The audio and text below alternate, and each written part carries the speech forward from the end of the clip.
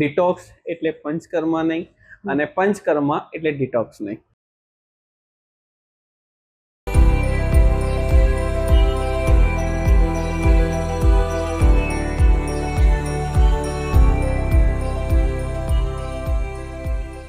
નમસ્કાર. આજે આપણે પંચકર્મા, વુમન હેલ્થ અને સ્ટ્રેસ વેલબિંગને એક સરળ ભાષામાં સમજવા જઈ રહ્યા છીએ. જી હા, પંચકર્મા વિશે આપણે સાંભળ્યું તો છે, પણ એના વિશે ઘણી બધી ગેરસમજ છે. ઘણા લોકો એને ડિટોક્સ થેરાપી માને છે, ઘણા લોકો મસાજ થેરાપી અને ઘણા લોકો ક્વિક સોલ્યુશન્સ. તો એ બધી ગેરસમજોને દૂર કરી અને પંચકર્મા શું છે અને શું એનું આયુર્વેદમાં મહત્વ છે, એને આપણે આજે એકદમ સરળ ભાષામાં સમજીશું ડૉક્ટર લિમેશ ખત્રી સાથે. નમસ્કાર સર. નમસ્કાર. સો સર, આજે આપણે એ સમજવું હતું પંચકર્માને એકદમ સરળ ભાષામાં, તો તમે એક્સપ્લેન કરશો કે પંચકર્મા શું છે?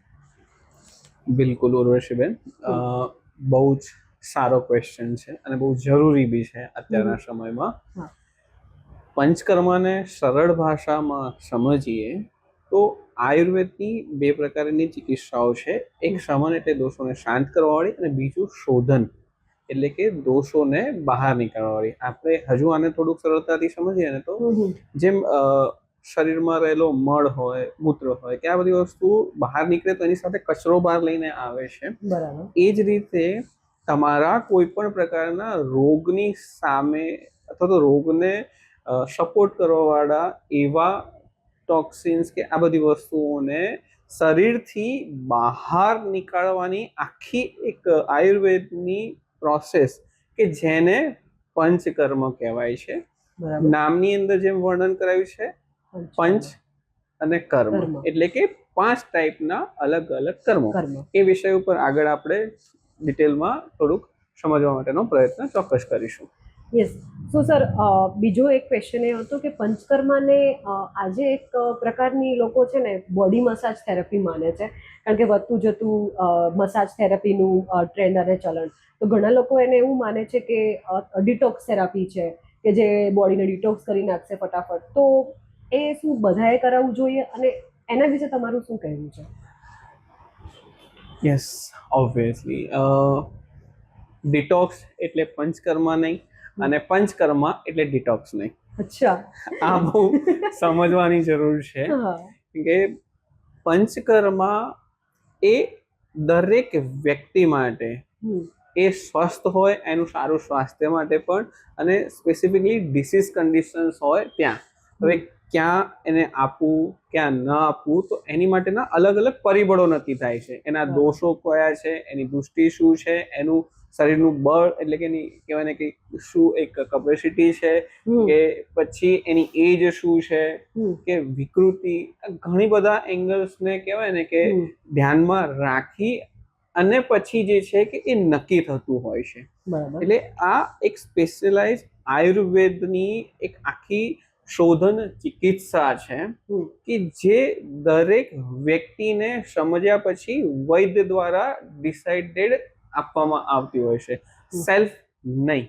હા, બરોબર. તો આના ઉપરથી જ મારો ક્વેશ્ચન હતો કે જેમ તમે ડિટોક્સ અને પંચકર્મા બે અલગ અલગ છે એ સમજાયું. સો પંચકર્મા છે એ દરેક વ્યક્તિ કરાવી શકે છે કે પછી સ્પેસિફિક એ ડિપેન્ડ કરે છે કે પર્સનની પ્રકૃતિ શું છે અને કયા ડિસીઝ છે, અને ડૉક્ટરને બતાવી અને ડૉક્ટર જે સજેસ્ટ કરે કે પછી એક નોર્મલ ડિટોક્સની જેમ બી કરી શકે? તો એના વિશે સમજાવશો? જી, પંચકર્મા જેમ આપણે કહ્યું એમ સ્વાસ્થ્ય, આયુર્વેદનો મુખ્ય ઉદ્દેશ્ય છે સ્વાસ્થ્ય સે સ્વાસ્થ્ય રક્ષણ આતુરસ્ય વિકાર પ્રશ્નમ. એટલે હેલ્ધી પર્સનનું હેલ્થ સ્ટેટસ મેન્ટેન કરવું છે ત્યાં પણ, અને જે બીમારીની કન્ડિશન છે ત્યાંય પણ. એટલે બંને કન્ડિશનની અંદર જે છે પંચકર્મા ચિકિત્સા અપાતી હોય, પણ એ દરેક વ્યક્તિને પરિબળના સાપેક્ષની અંદર, જેમ પ્રકૃતિ, વિકૃતિ, એની ઉંમર શું છે, એનું સાતમ્ય શું છે, એનું બળ શું છે, આને ધ્યાનમાં લઈ, ઋતુને ધ્યાનમાં લઈને જ જે છે પંચકર્મ થતું હોય છે. ડિસીઝ કન્ડિશન્સમાં સ્પેસિફિક છે કે એ કઈ કન્ડિશનમાં શું રોગના પરિબળો છે એને ધ્યાનમાં લઈને દરેક, જેમ કે કોઈ પણ એક કન્ડિશન હોય તો કોઈ પણ એક રોગની અંદર દરેક દર્દીની અંદર સેમ પંચકર્મ નથી અપાતું, એ બરાબર છે. ઇન્ડિવિજ્યુઅલ કસ્ટમાઇઝેશન છે. એ જ રીતે વેલનેસ ની અંદર પણ જ્યારે વ્યક્તિની જરૂર હોય તો એમાં પણ એની પ્રકૃતિ વિકૃતિને ધ્યાનમાં આપીને જ પંચકર્મ થતું હોય છે. બરાબર, ખૂબ જ સરસ સર. તમે જે એકદમ સરળ ભાષામાં પંચકર્માને સમજાવ્યું. ઘણા બધા ક્વેશ્ચન છે આજે મારી પાસે. બિલકુલ. સો પંચકર્મા જેમ તમે કીધું કે ડિપેન્ડ કરે છે વ્યક્તિના સ્પેસિફિક ડિઝીઝ છે, એની પ્રકૃતિ શું છે, ઋતુચક્ર કયું ચાલી રહ્યું છે, તો આ બધી વસ્તુને લઈને ધ્યાનમાં રખાય છે. તો મારો એક બીજો એક ક્વેશ્ચન હતો કે પંચકર્માના કયા કયા પ્રકાર છે, એટલે અને એમાં કયા કયા ટાઈપ અને કઈ કઈ ટાઈપની ટ્રીટમેન્ટ હોય છે?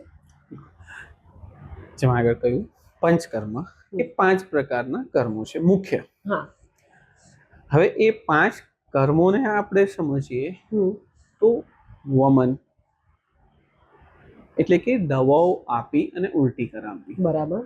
વિરેચન એટલે કે દવાઓ આપી અને મળ માર્ગેથી ઝાડા દ્વારા કહેવાય ટોક્સિન્સને બહાર નીકાળવા. બસ્તી એટલે મળ માર્ગેથી દવાઓની ઉકાળાવાળી અથવા તો તેલવાળી ઔષધોને અંદર મૂકવી, જેને બસ્તી ચિકિત્સા કહેવાતી હોય છે.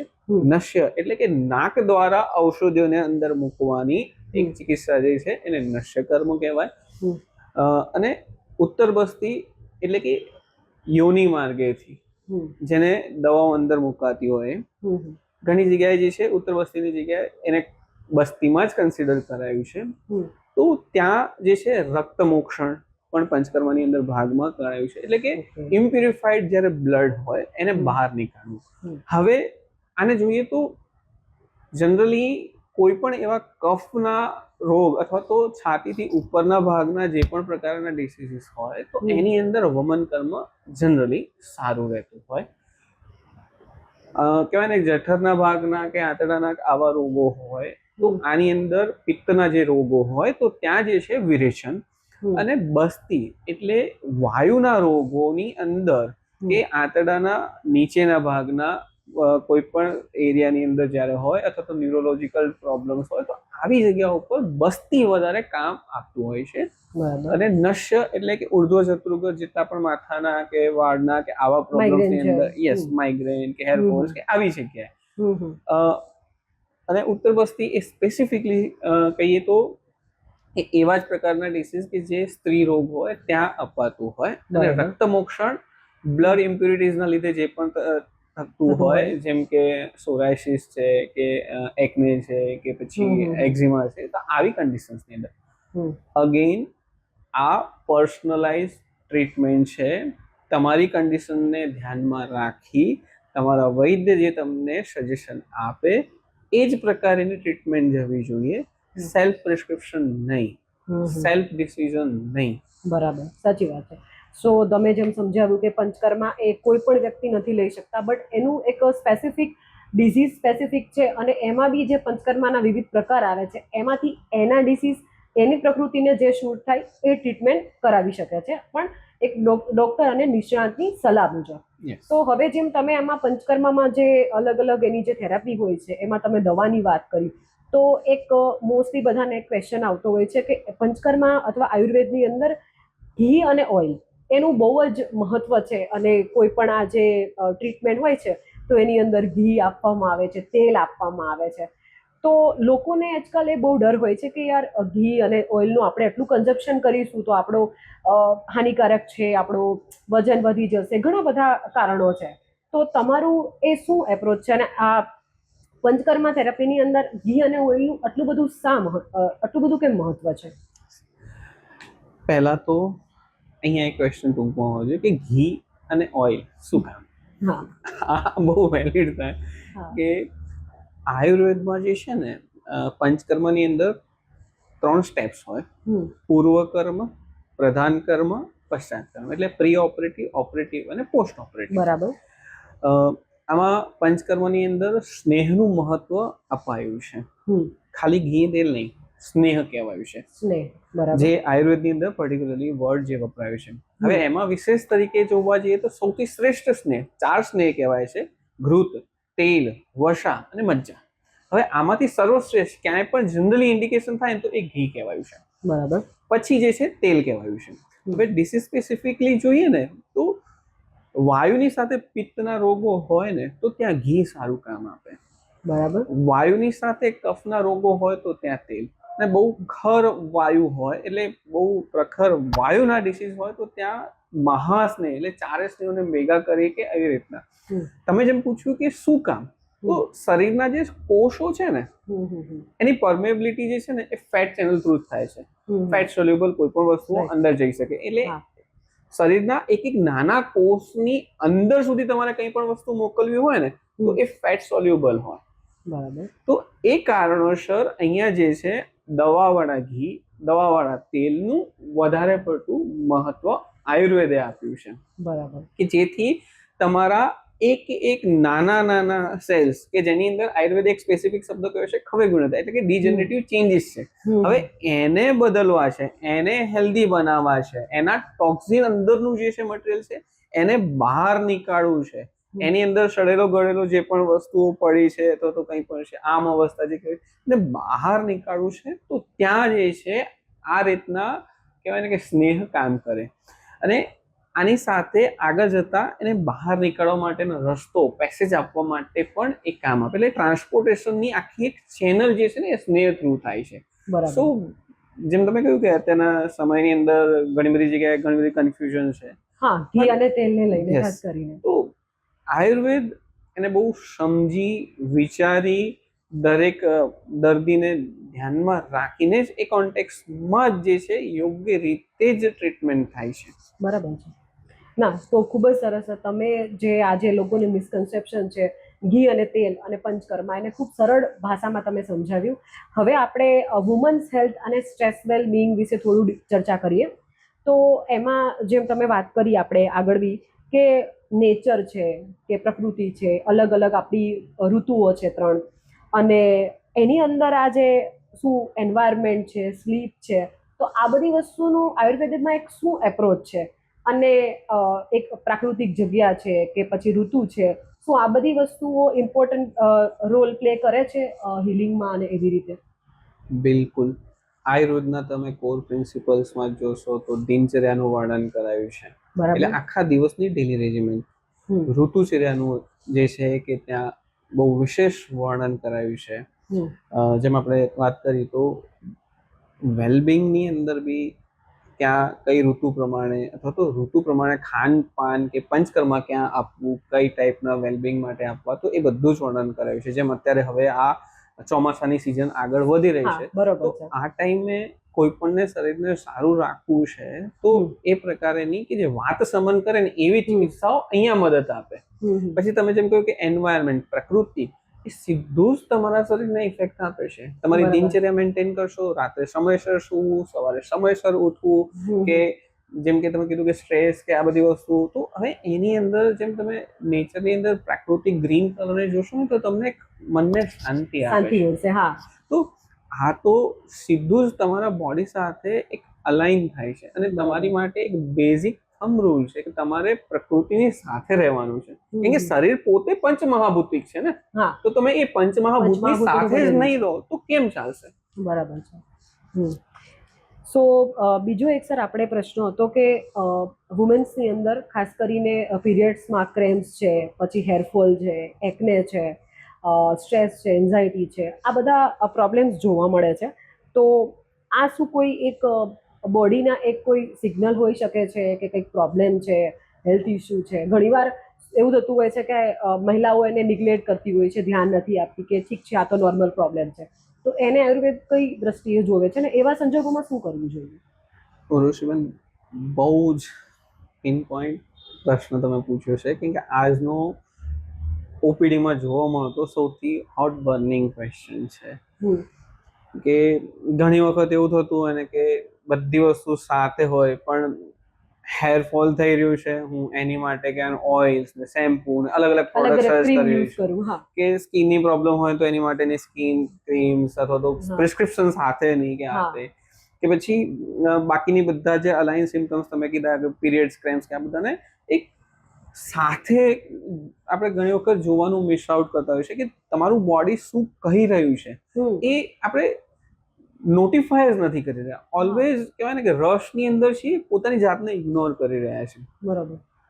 સમટાઈમ્સ આ સ્પેસિફિક અલગ અલગ ડિસીઝ કન્ડિશન બી છે ને ઘણી બધી વખત આ બધા સિમ્ટમ્સ એક જગ્યાએ સાથે પણ જતા હોય કોર્સ છે. બી હોઈ શકે યસ, આયુર્વેદની દ્રષ્ટિએ જોઈએ તો જ્યાં બીજની દૃષ્ટિ છે, એટલે આયુર્વેદનો એક આખો કોન્સેપ્ટ છે કે જે તમારા શરીરની હોર્મોનલ સિસ્ટમ, એન્ડ્રોજન્સ જેને કહેવાય, કે પછી તમારી આખી કહેવાય ને કે આયુર્વેદના હિસાબે રસ અને રક્તની કે દૃષ્ટિ છે એ, તો આ બધાના લીધે તમારા માસિકમાં અનિયમિતતા, પેટમાં દુખાવો, કે વાળ ખરવા, કે એકને વગેરે થવા, કે આ બધી વસ્તુ એક સાથે પણ જોવા મળતી હોય. તો આયુર્વેદ ત્યારે સિંગલ ખાલી લક્ષણને ટ્રીટમેન્ટ નથી કરતું, એના ડીપલી રૂટ્સ ઉપર જઈ અને એના મુતાબિક જે છે કે આપણે ટ્રીટમેન્ટ પ્લાન કરતા હોઈએ છીએ.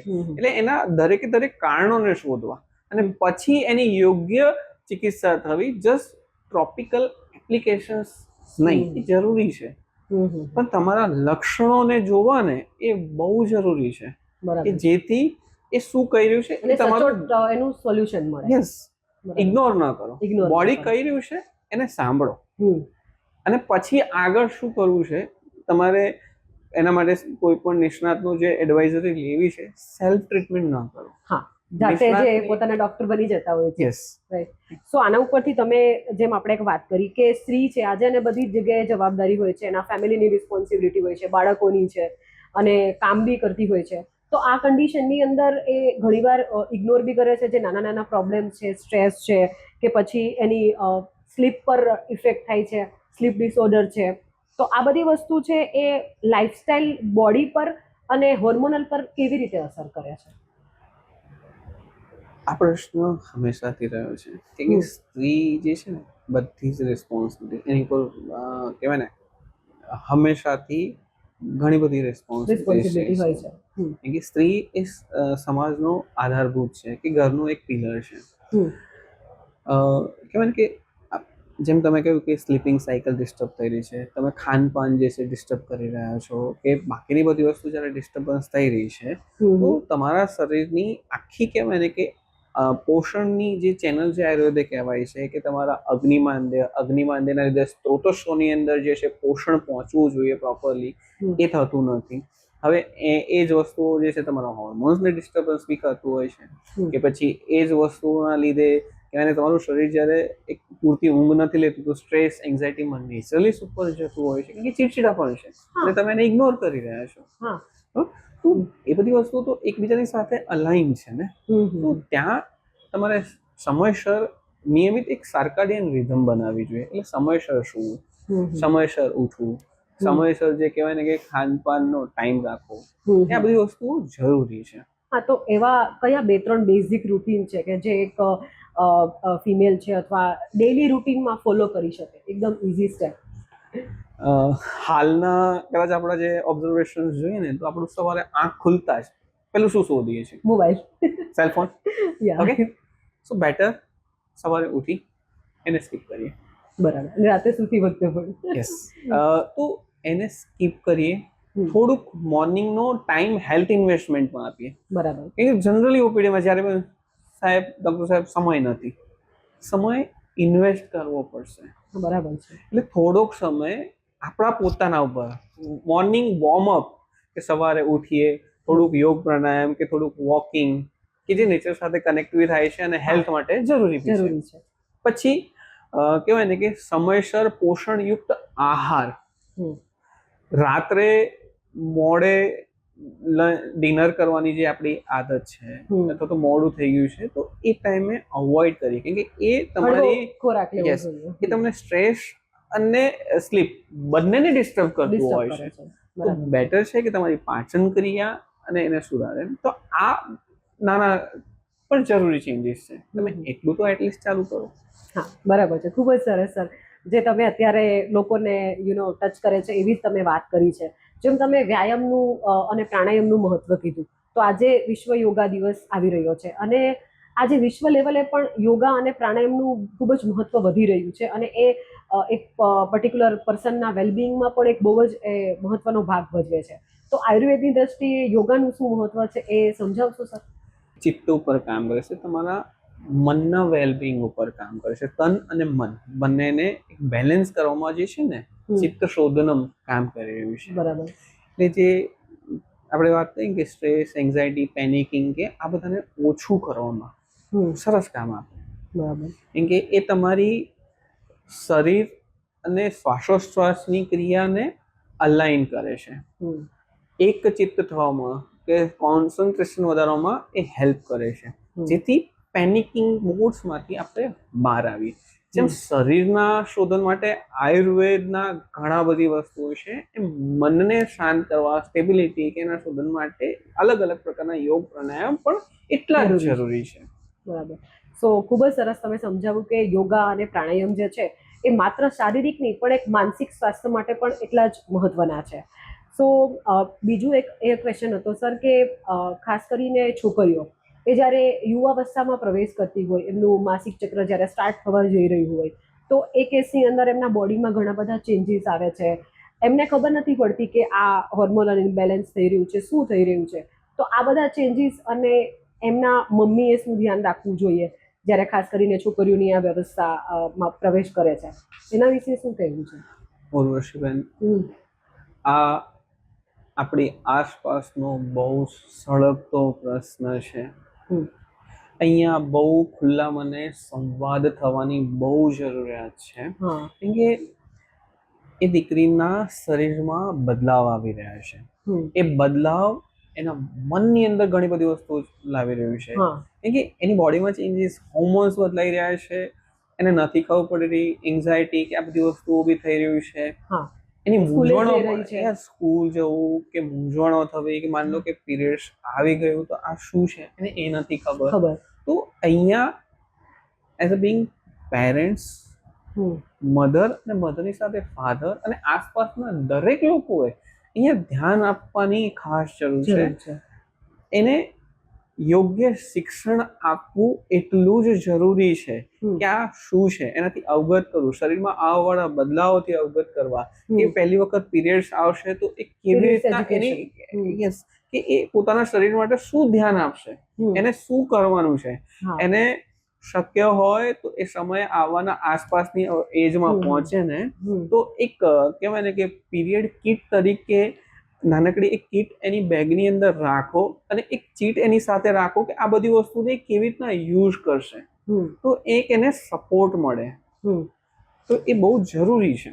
બરાબર છે, ચોક્કસ. તો એક પીરિયડ એજ્યુકેશન જે છે, ખાસ કરીને જે યુવાવસ્થામાં જે છોકરીઓ હોય છે એમના માટે એમના મમ્મીએ આપવું અથવા સમાજે આપવું બહુ જ જરૂરી છે. સો બીજું આપણે એક જોઈએ છે કે આજકાલ sudden weight loss, crash diet છે, આ બધાનો ટ્રેન્ડ બહુ વધી રહ્યો છે અને લોકો આ ક્રેશ ડાયટ કરે છે તો એને રિઝલ્ટ બી મળે છે. પણ આની અંદર ઘણીવાર એવું થાય છે કે આફ્ટર સડન વેટ લોસ એમના બોડીના મસલ્સ ઓછા થઈ જાય છે, એને લીધે વિટામિન ડેફિશિયન્સી છે, મિનરલ્સ છે, આ બધી વસ્તુઓ બહુ ઓછી થઈ જાય છે અને બીજા હેલ્થ ઇસ્યુ આવે છે. તો આ બધી વસ્તુ વિશે આયુર્વેદ છે એ કયા બેઝિક પ્રિન્સિપલ પર ભાર મૂકે છે? આયુર્વેદ હંમેશા, જેમ તમે કહ્યું કે crash diet, sudden weight loss, એ ખાલી વેટ લોસ નથી કરી રહ્યું, એ તમારા શરીરના દરેક પ્રકારના પોષણ બી લોસ કરી રહ્યું છે. કે અહીંયા તેમ તમે કહ્યું એ મસલ્સ લોસ થઈ રહ્યો છે, તમારું ફેટ બર્ન થવાનું ચાલુ થયું એટલે તમે કહેવાય ને કે જે સ્ટાર્વિંગ કન્ડિશનમાં પહોંચ્યા છો અને પછી એ બોડી જે છે તમારું ફેટ ન વધતા મસલ્સને બી જે છે કે યુટિલાઇઝ કરવાનું ચાલુ કરી દે છે, તમારું શરીરનું પોષણ ઓછું થઈ રહ્યું છે. તો આયુર્વેદ અહીંયા સંતુલિત અપ્રોચ આપવા માટે જ હંમેશા ભાર આપે છે.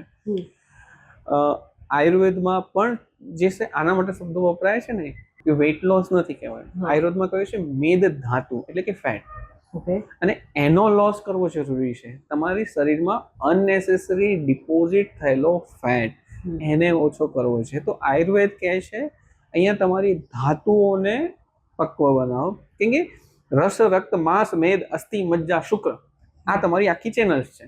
હવે તમે જેમ કહ્યું, જ્યારે અહીંયા રસ, રક્ત, માંસ, મેદ ત્યાંથી આગળ વધી નથી એટલે ફેટ ડિપોઝિટ થઈ રહ્યો છે. તમારી જો અગ્નિ પ્રદીપ્ત થાય, તમારી જો કહેવાય ને કે રસ, રક્ત, માંસ, મેદ, અસ્થિ, મજ્જાનું પોષણ પ્રોપરલી થાય, તો વેટ લોસ બી થશે. એ આઈડિયલ થશે કે ખાલી ને ખાલી કહેવાય ને કે એક સડન મસલ્સ અને ન્યુટ્રિશનલ ડેફિશિયન્સીસ નહીં. અને હા, જે ક્રેશ ડાયટનું ઘણી બધી વખત જે પ્રોબ્લેમ્સ જોવા મળતી હોય છે કે ઇન્સ્યુલિન બોડીની અંદર જે છે બનવાનું ઓછું થઈ જવું.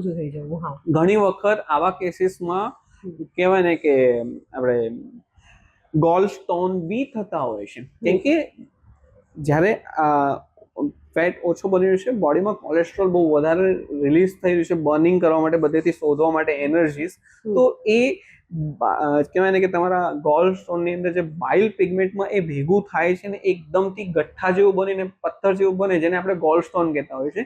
તો એ બી આના લીધે થતું હોય છે. તો આયુર્વેદનો જે અપ્રોચ છે કે હંમેશા સમતોલિત માર્ગથી જ વેટ લોસ થવું છે.